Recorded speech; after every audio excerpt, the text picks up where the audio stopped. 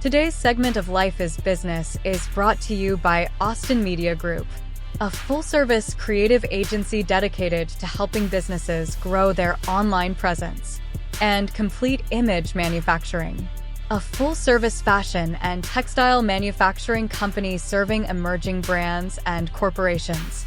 So yeah, it's obvious that you have an eye for fashion.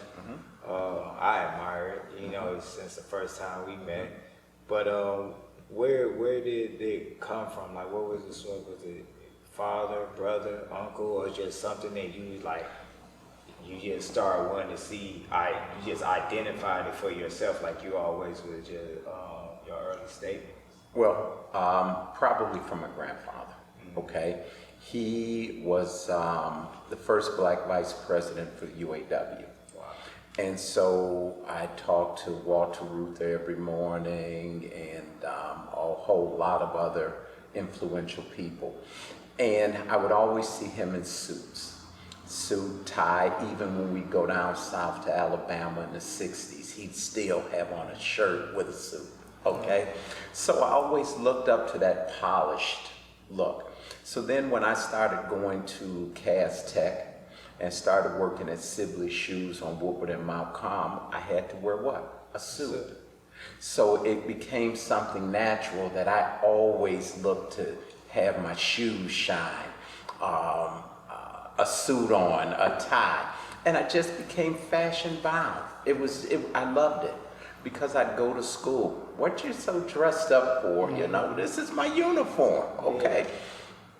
And I see that it makes a difference. And you stand out a little different than everybody else. So fashion, I think, became embedded in me. My brother, he doesn't care about fashion. He's gonna have on a pair of gym shoes, a t-shirt, and shorts, okay? But that's not me. Right. I enjoy the fashion aspect. I enjoy dressing. I don't think I'd ever change. And then it also, in my mind, it gives you structure as well. Yes. I remember, like, for me, I went to a middle school called Barbara Manning Middle School over on the east side. We used to have to walk on this line every day, and then all the boys had to have their shirts tucked in. We didn't have to wear uniforms, but you had to have your shirts tucked in. And that didn't bother me. It bothered everybody else, you didn't pull their shirt out and all like that, but that didn't bother me. And I think it came from because, like, as me and my brother was growing up, my mom was big on us, on how we presented ourselves, like throwing the Vaseline on our face to make sure we're not ashy, picking out our hair or combing it and stuff like that. And then I remember when I first worked at Chrysler, it was this guy, he had on a pink shirt and some slacks. And then I was working, I'm like, man, I want a job where I can just walk around with a dress shirt on and slacks too. So it was, like you said, it was always embedded in me. And then probably one of the most influential men in my life was my grandfather. He was the same. He worked his farm, but he worked his farm with slacks on, button-up shirt. I don't know how he was doing it, but he was out there doing it. And then he always, outside of that, he always had on his dress shoes and a suit. So it's kind of like outside of my community and the society that I grew up in that wouldn't necessarily accept that look, that was always a look that I always wanted to have. And it only made sense for me connecting it with business. So I know I can dress that way. Every day. I feel like I got mine and like wanting to learn how to dress like that and everything. Really for more so magazines and blogs and stuff like that more than people that I was around. I liked the urban wear up until I was like 25 and stuff like that. So I used to wear the baggy stuff. But I started seeing when you dress like that, you get different respect no matter where you go with it too. And just to learn how to put all your colors and your palettes together. So that just became fun to me. So I would say I learned mine from like magazine and blogs and stuff like that. We see that you enjoy it. I can look at you and tell you enjoy it, okay? And that's wonderful. And I think that more of our youth need to look at themselves differently because they want to always dress very, very casual, which is nothing wrong with dressing casual, but I don't think that it gives them a certain advantage with themselves. I think that they settle for less than for more than. And I think that we have to come back and show within our communities how to look prosperous in our communities. Okay, we have to give back. When we look at our children and we look at whenever we go to the gas station, it's not owned by any of us. When we go to a party store, it's not owned by any of us. So what do our kids have within our community to identify with that's positive, that's of their own culture? Okay, it's got to be something. Otherwise, they get the worst of the worst. Oftentimes, people in our communities, once they make it, what's the first thing they do? Go out of the community. So what are the kids left with? The worst that our community has to offer. We have to change this. We have to let them see success in Black America. Okay? Not to say that they want to look like this race, this culture, everything but their own. And I think this is what I love about what you're doing here, because you're giving back in a positive way to let other minorities know that you do have pride about yourself. You hold your head high. You feel confident about yourself. You don't have to look down on anything.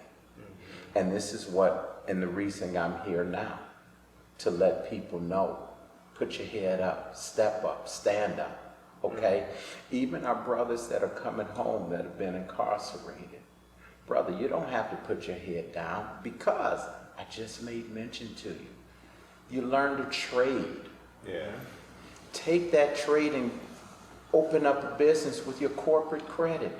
You don't have to have a credit score.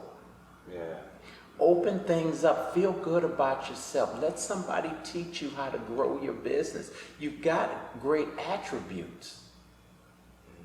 Learn what to do with them.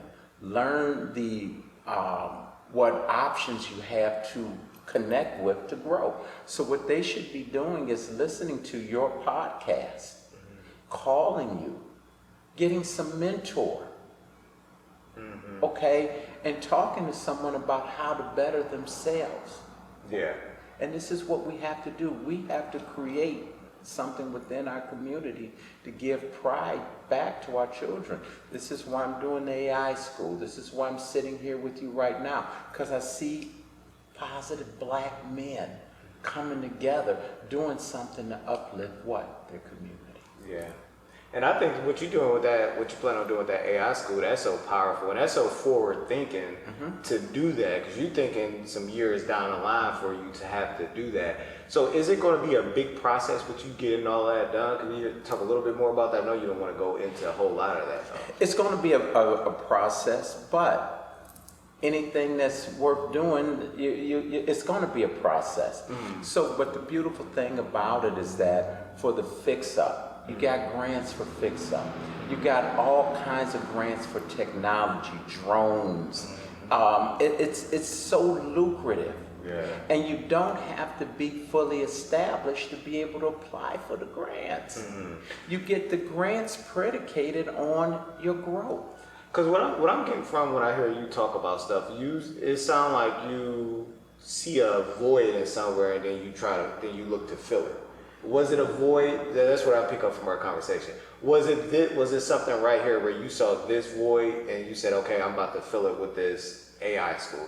Was it something right there? Certainly. I mean, look at it. It's a book called The Art of War by Sun Tzu. Okay? And he says, when you go into war, you look at your opponent's strengths and their weaknesses. You capitalize on their weaknesses and develop what their strengths are to be able to get you stronger. So I look at the market and I'm seeing, well, where is there a void or weakness that we can capitalize on? And then we figure something out and we grow. With shoes, I saw a void. Okay, so let's do the shoes. I saw a void in for our children to develop themselves with this new technology that is here, and it's going to be here for eons to come. Why aren't we dabbling in that? Why aren't we making something for these kids to look forward to so they can get jobs that make a difference? We take other people, we see a void that they say, well, I don't have good credit. Don't worry about it, Brandon. Keep your mindset that you want to do something, so let's work it another way. Let's get you corporate credit. Don't worry about what your past was. Let's create a new future for you. Yeah. What is development? Because this is you. I can tell like this is you. So where does this development of forward thinking and positivity, like I say, since the first day I met you was positive. You know, some people try to portray a positive image, and you're like, okay, when you one of those person, you positive right now, but when that adversity comes, who are you? You know, because you gotta, it's two different type of people.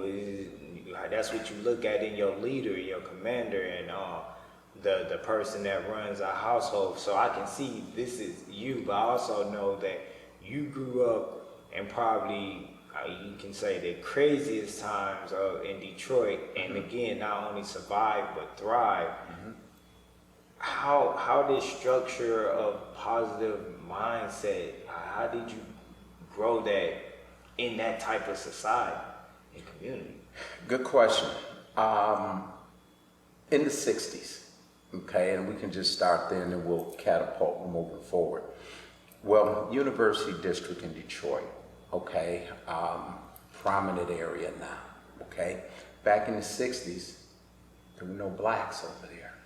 Blacks lived on the north end, they lived on other sides, but they didn't live in Northwest Detroit, okay. In that University District, we were the first black family over there, okay.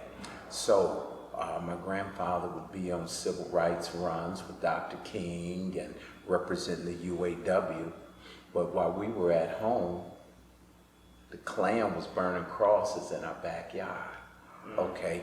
They would be chanting for us to get out the house. They threw Molotov cocktail through the window to try to burn the house down. Stuff that you saw and you thought was just down south was happening right here.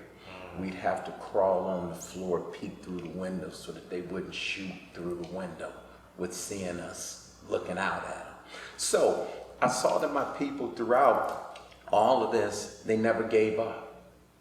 They said, we're staying, okay? They said, we are not leaving. And it took a lot to be able to endure all of these hardships and these things that went on and grow above them. I'm not saying every day is great, okay? But you don't put your head down. It's like when you learn to ride your bike for the first time and you fail. You cried maybe, but you got back up. And this is what we have to do.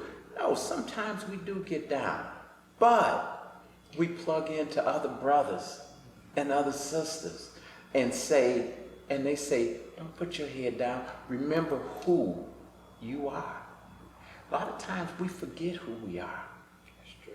Okay? And then the whole thing in life is to do what? To remember who and what you are.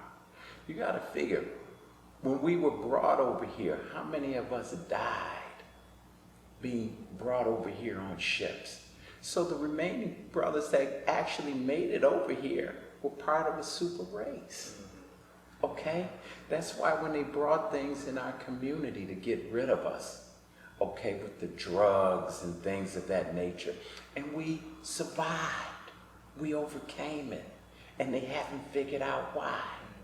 Let me tell you, if you drop an atom bomb right now and it destroys everything, why does the roach? It's the only thing that is not annihilated by that atom bomb. Because it digs in the ground and they can't figure out how to destroy it. Well, we're part of a race, but in other words, in order to control you, they have to control your mind.